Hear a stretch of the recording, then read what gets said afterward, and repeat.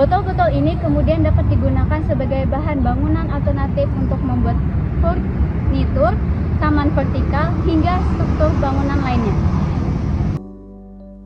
Posyandu Lestari tidak hanya melayani masyarakat saja, tetapi posyandu tersebut mengelola bank sampah, mulai dari sampah organik dan sampah anorganik. Bisa dilihat, ekobrik tersebut menggunakan bahan masker mulut bekas. Ekobrik tersebut disusun rapi dan dijadikan sebagai bangku. Manfaat dari ekobrik tidak hanya mengurangi sampah pada masyarakat, tetapi ekobrik juga bermanfaat memiliki nilai jual yang cukup tinggi. Beliau tidak hanya mengolah ekobrik, tetapi juga mengembangkan berbagai kerajinan tangan dari bahan bekas seperti plastik, botol plastik, dan koran yang diubah menjadi tas, bangku, mainan berbentuk sayur-sayuran, dan lainnya. Selain itu, beliau juga memanfaatkan minyak jelantah untuk membuat sabun, serta memproduksi pupuk limbah organik berupa ekoenzim yang berasal dari sisa-sisa tanaman seperti sayur-sayuran dan buah-buahan. Assalamualaikum warahmatullahi wabarakatuh. Iya, waalaikumsalam warahmatullahi wabarakatuh. Perkenalkan, kami dari Universitas Lambung Mangkurat, program studi pendidikan TPS. Nama ulun Gina Nabila. Ya. Ulun Mayamina. Sadia. Ya. Nah, jadi kami menjalankan dalam Tian. Sebenarnya nama Tian Agus Liana. Iya. Nah, jadi sebelumnya tuh mungkin sudah banyak nih ditanya orang tuh apa alasan Tian kenapa nih membuat kayak ini, ekobrik, daur ulang, dan bank sampah tuh kenapa alasannya? Ya. Alasan kita dulunya kan sampah ini banyak di mana-mana lah.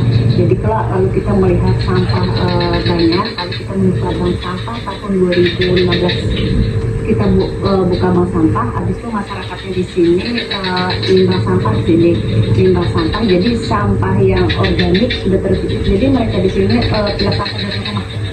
Jadi sampah yang organik kita bikin kompos untuk tanaman, habis itu kompos cair untuk buka, ya habis itu nanti untuk yang organiknya kita bikin kerajinan. Jadi kayak kerajinan seperti tas, tempat tumbler, bunga, macam-macam. Terus ini minyak jelantah bisa kita olah lilin, kita bisa olah sabun dari minyak jelantah. Jadi supaya lingkungan kita bersih, jadi kan nyaman dilihat tuh sampah pada berserakan di mana-mana. Nah, dari jawaban saya tuh adakah harapan ini bersama kami untuk kedepannya, Mas? Jadi harapan dari kami lawan bagian ikan ini kan sebagai generasi penerus kita.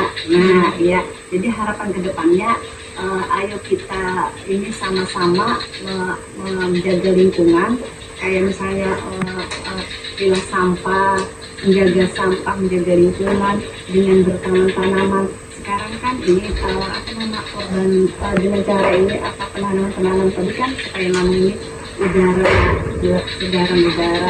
Sekarang polusi di mana-mana ini asap apa-apa. Nah, jadi dengan adanya penanaman tadi mengurangi polusi, kebisingan, gitu. Jadi kita sama-sama menjaga lingkungan dengan adanya tanam pohon, dengan adanya pilah sampah dari rumah. Jadi menjaga lingkungan, jadi sama-sama kita bekerja. Nah, dapat diketahui alasan beliau sesuai dengan tujuan SDGs. Yang pertama, konsumsi dan produksi yang bertanggung jawab. Dengan ekobrik, masyarakat didorong untuk mengurangi limbah plastik dan memanfaatkan kembali bahan yang sulit terurai secara alami. Yang kedua, penanganan perubahan iklim. Pengelolaan sampah plastik melalui ekobrik dapat mengurangi emisi karbon yang dihasilkan dari pembakaran atau pembuangan sampah plastik ke lingkungan. Yang ketiga, ada ekosistem sungai. Dengan mengurangi sampah plastik, ekobrik membantu mencegah pencemaran sungai. Nah, yang terakhir ada ekosistem darat. Ekobrik membantu menjaga keanekaragaman hayati dengan mengurangi polusi plastik di darat. Oke, selanjutnya itu ada peran dalam pendidikan lingkungan, yaitu yaitu meningkatkan kesadaran. Yang pertama itu ada Ecobrik memperkenalkan kepada anak-anak dan masyarakat penting pengelolaan sampah untuk melestarikan lingkungan. Lalu yang kedua itu ada pembelajaran interaktif. Dalam pendidikan lingkungan, Ecobrik dapat menjadi proyek praktis yang melibatkan siswa secara langsung seperti mengumpulkan, membersihkan, dan mengisi botol plastik. Yang ketiga itu mengajarkan konsep 3R. Ecobrik adalah salah satu aplikasi nyata dari prinsip Krauss, yaitu menggunakan kembali bahan plastik untuk tujuan baru. Lalu yang terakhir, membangun kreativitas anak-anak diajak untuk berpikir kreatif dalam menggunakan Ecobrik untuk membangun objek berguna seperti meja, kursi, atau dekorasi taman.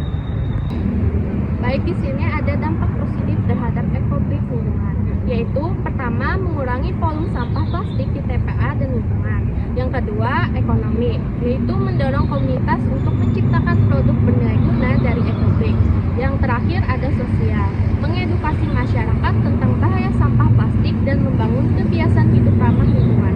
Di materi yang sudah kami paparkan, adapun kesimpulannya, Ecobrik adalah solusi sederhana, inovatif, dan berkelanjutan yang tidak hanya mengatasi masalah limbah plastik, tetapi juga memperkuat kesadaran lingkungan pendidikan. Dengan mengaitkan tujuan SDGs dan materi pendidikan lingkungan, Ecobrik dapat menjadi salah satu langkah nyata untuk menciptakan generasi yang peduli lingkungan dan berkontribusi pada pembangunan yang berkelanjutan.